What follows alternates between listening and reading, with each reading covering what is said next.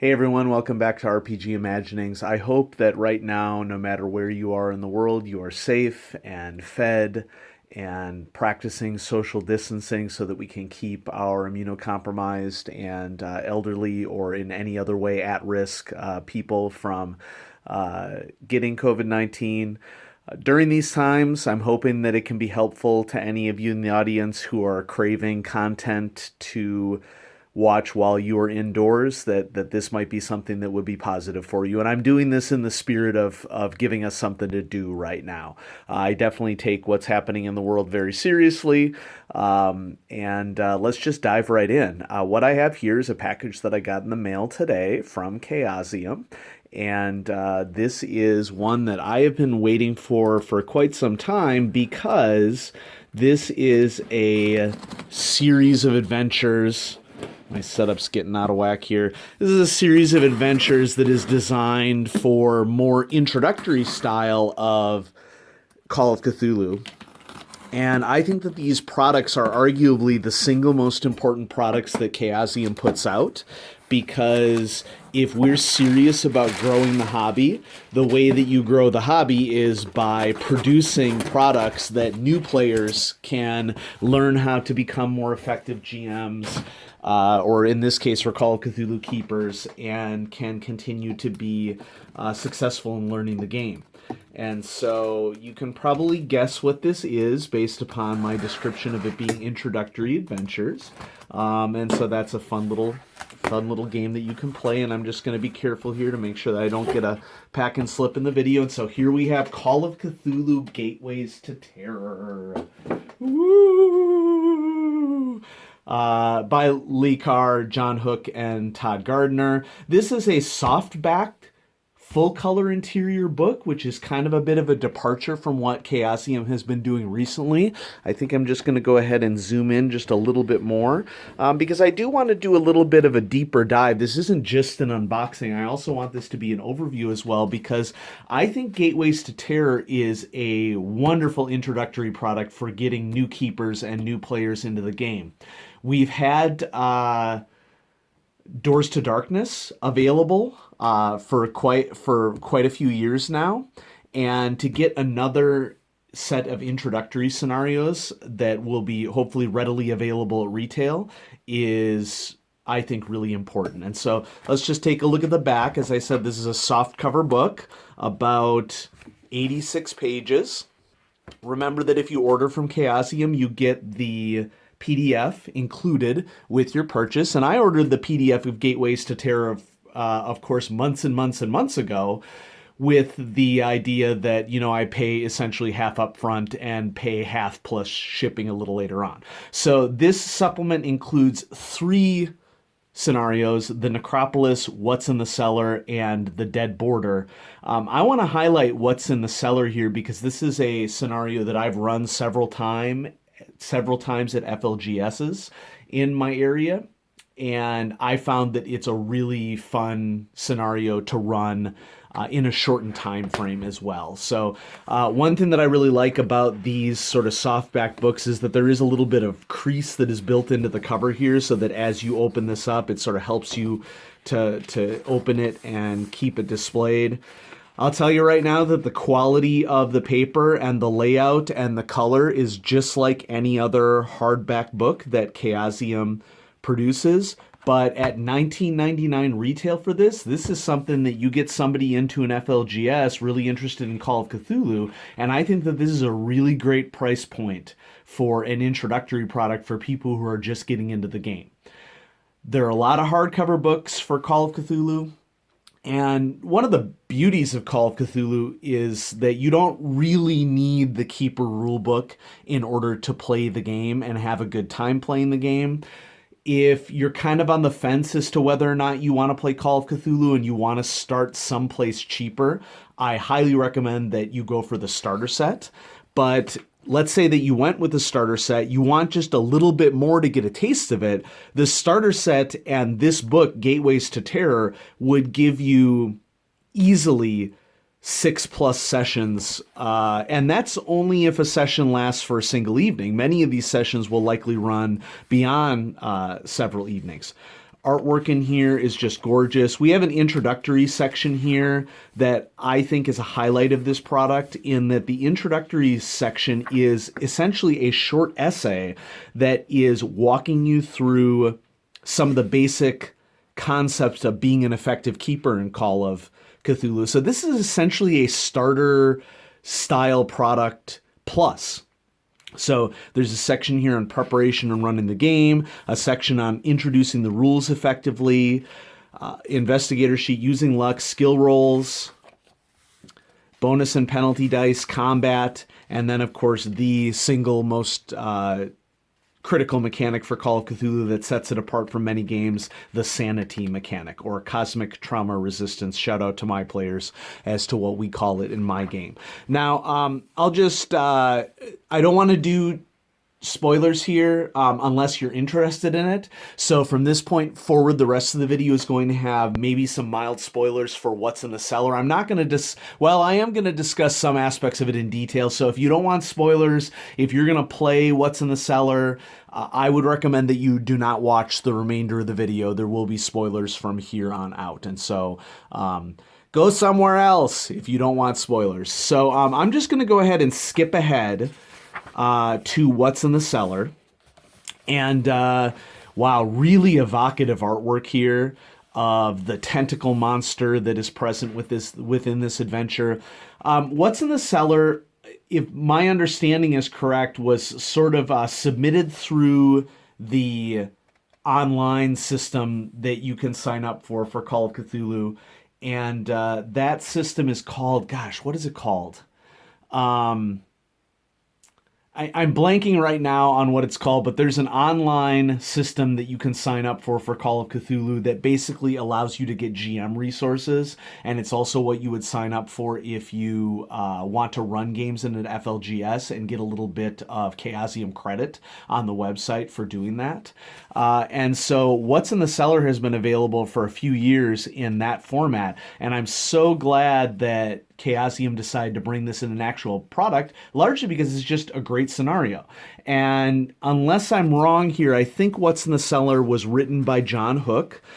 And it's not specified here, but yeah, here it is. What's in the Cellar, written by John Hook, with editing and development by Mike Mason and Lynn Hardy.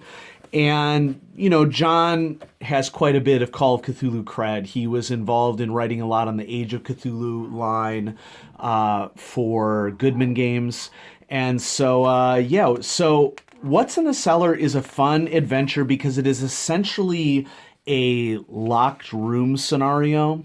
And it's a locked room only from the standpoint that the creature that's present in the adventure prevents you from leaving the room. Now, one of the huge upgrades that's been made to this scenario is in the handouts.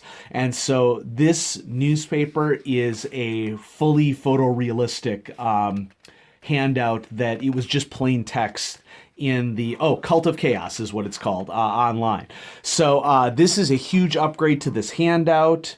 The art is gorgeous, including sort of old-time sepia-style photographs. So, ooh, look at this. Wow, they've really updated the map for the cellar as well.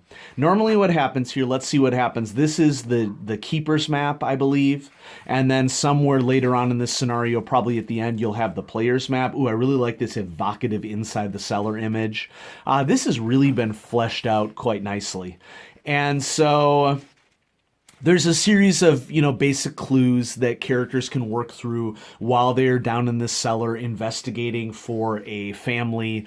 And the creature at the opportune moment, the monster, creature of darkness it's called, will not only prevent them from escaping potentially, but also there will be a series of frantic decisions that they will have to make under these circumstances to deal with the creature.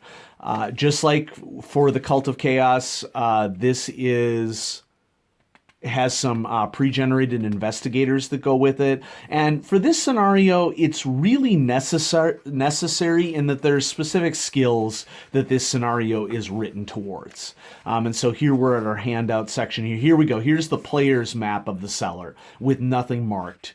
really fleshed out. And then, as you saw earlier in the text, there was the keeper's map of the cellar.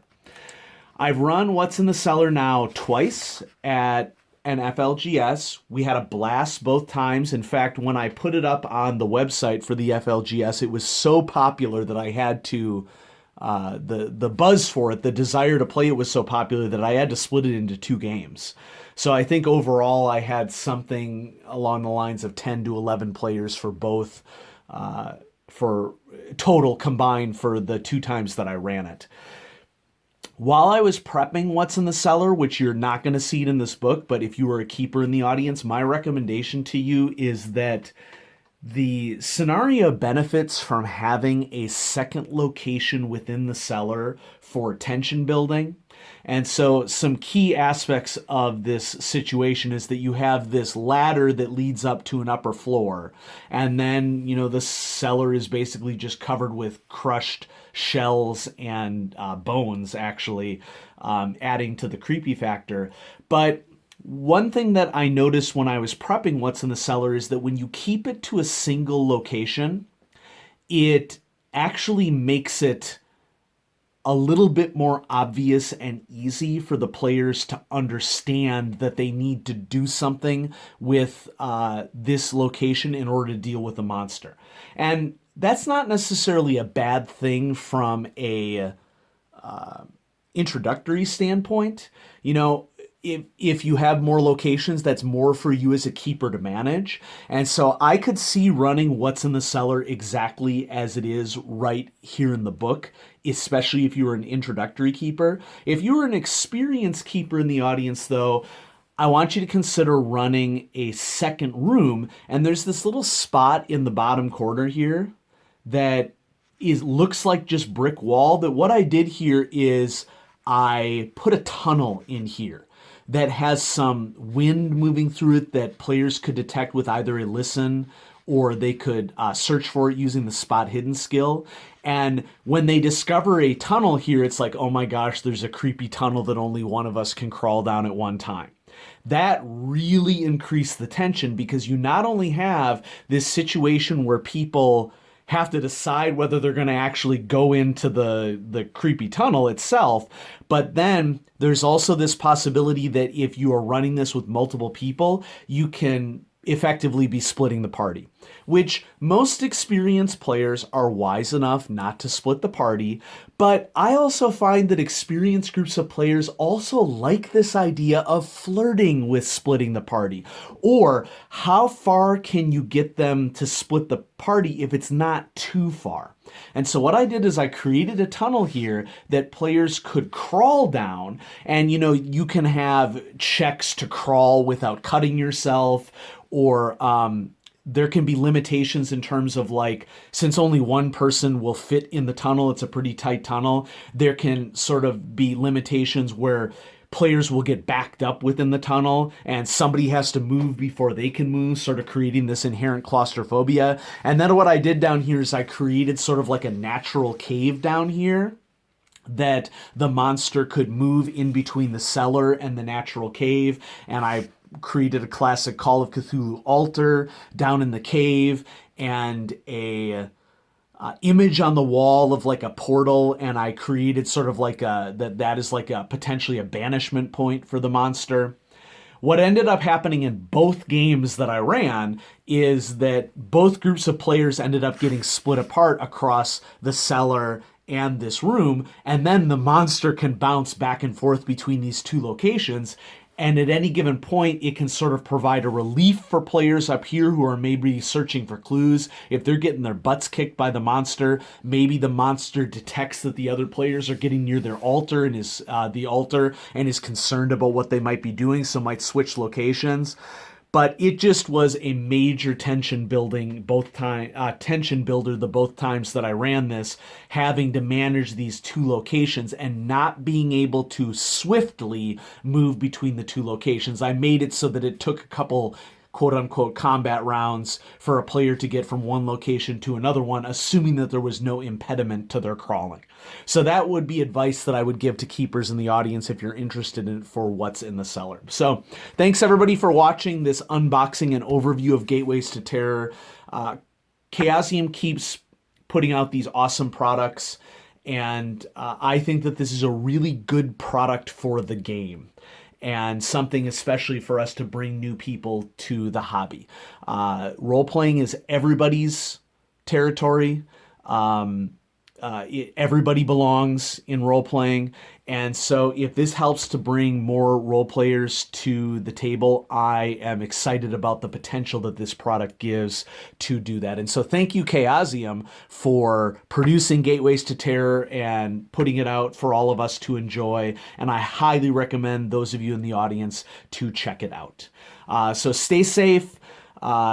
Take care of your loved ones, and I'm hoping that if this video, could be a bright spot to your day, hopefully that can help you out during these times. Have a good one, everybody.